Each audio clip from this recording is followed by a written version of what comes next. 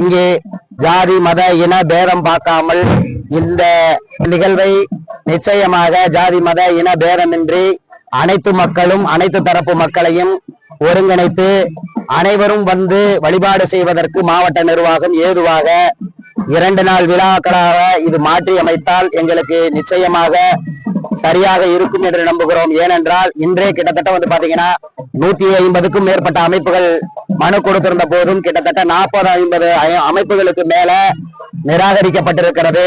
அது மட்டுமல்லாமல் நாமக்கல் மாவட்ட நிர்வாகம் கடைசி நேரத்துல வந்துட்டு இந்த பாஸ் கொடுக்கறதன் மூலியமா எங்களால எந்த விதமான ஏற்பாடுகளையும் செய்ய முடியல.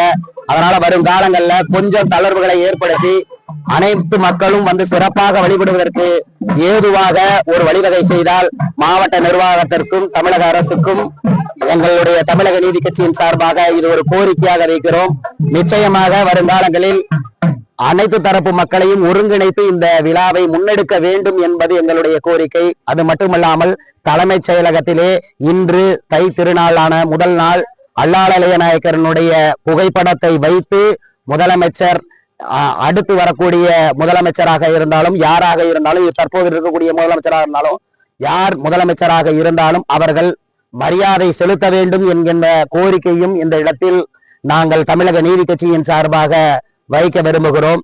ஏனென்றால் மன்னரின் புகழ் கிட்டத்தட்ட வந்து பாத்தீங்கன்னா இந்த பகுதியில கல்லணைக்கு அடுத்தபடியாக வந்துட்டு கட்டிய ஒரு தடுப்பணை என்று சொன்னால் அது வந்துட்டு காவிரியில் கரை புரண்டு ஓடக்கூடிய நிலையிலே கூட இந்த ஆற்றை தடுப்பணை கட்டி ராஜவாய்க்கால் வெட்டியது என்பது ஒரு வரலாற்று நிகழ்வாகும்.